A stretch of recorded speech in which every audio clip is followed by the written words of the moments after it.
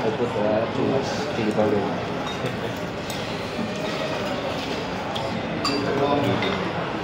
Chili powder is more spicy than chili powder in the Philippines.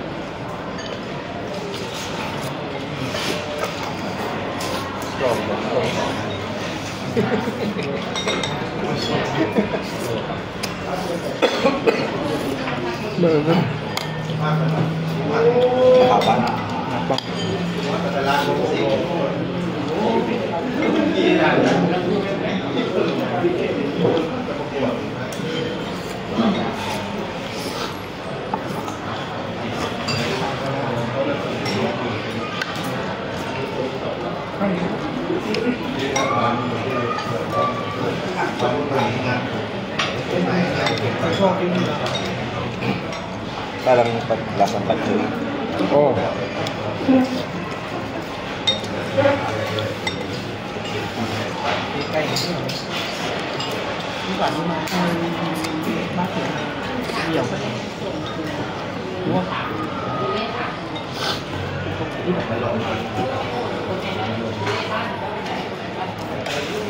Flavorful. Mabango, daming spices.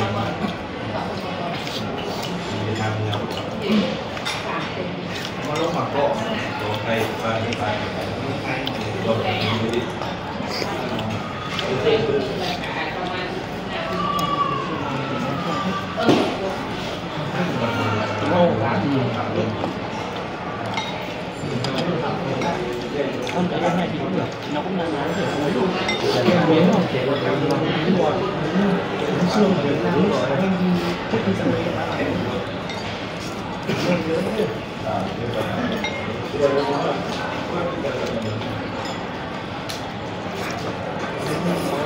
cái mùa này đi tàu gọi dừng là cũng tàu nên là ở kề cho có bên Nhật thấy trong dưới này người cứ nghèo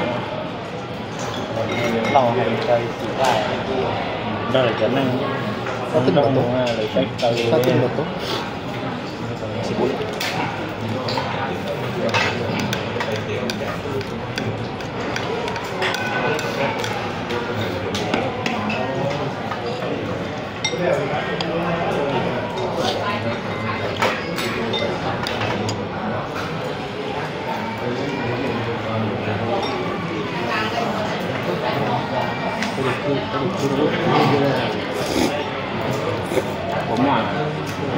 Parang itong nito no, peanut butter.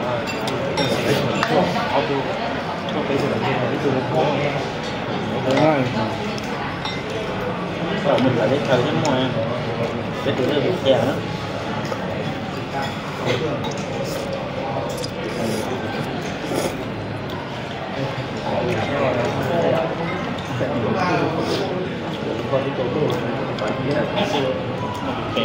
Về thành lập luôn ta để con ta coi ta cóอย่างta để cho là hai ta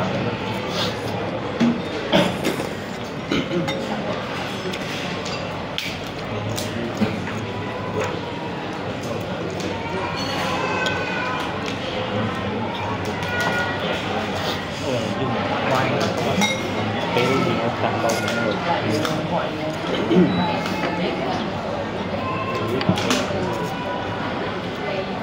lên lên nó cỡ to vào được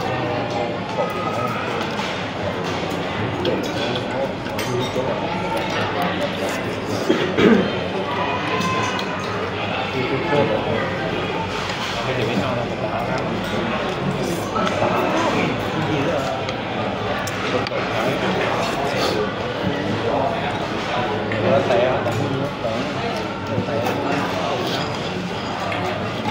Dito na sabon. Sabon panlaba. Para ano? Para araw-araw talaga.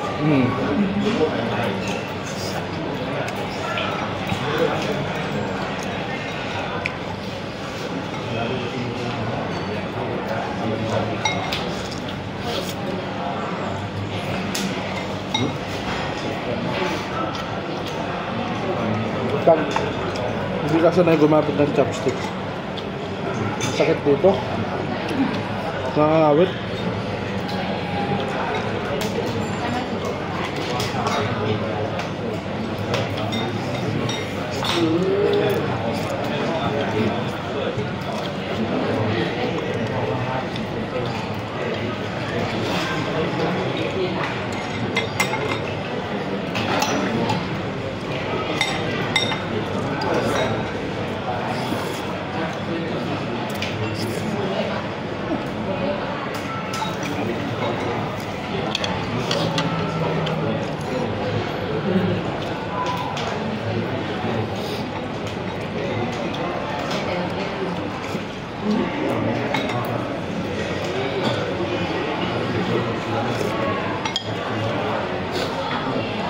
Trainer lang mamaya, no? Mga tao lang.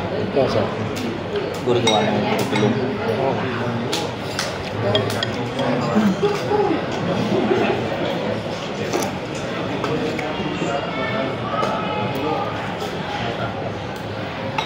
consultation siguro.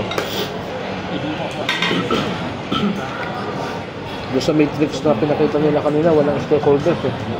Walang industry.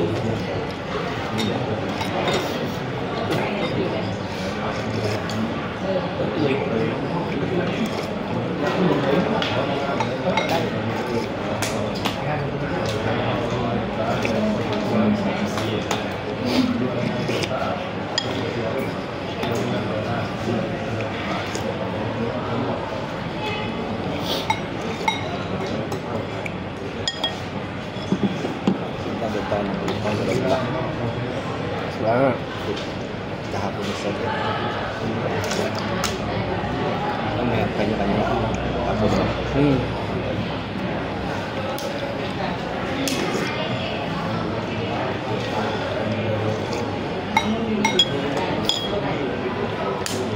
merong gulay na mabango, hindi ko alam kung ano yun. yung dahon, Oo. meron siyang herb. Appetizer. Manghang yan. Makoy siya. Masarap siya. Hindi siya hinog sa kalburo.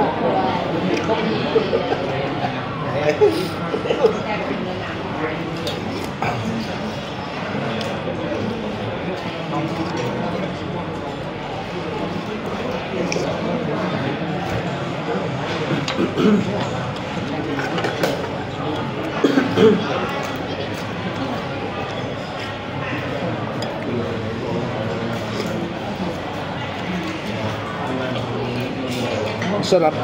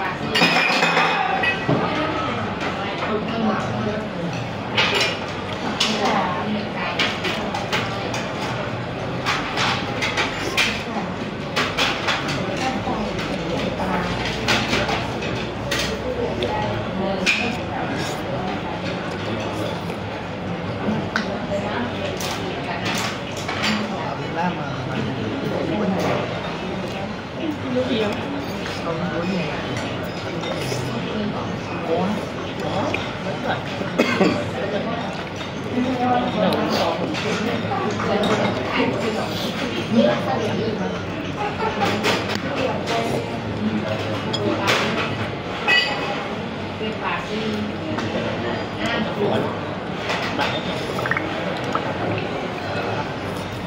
rồi.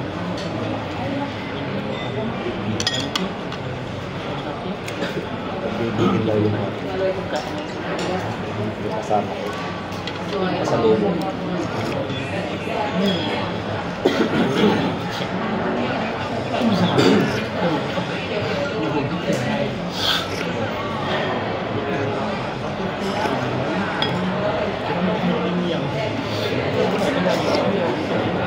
Sa susunod yung mas maliit na kukunin ko. Malaki pala magado to.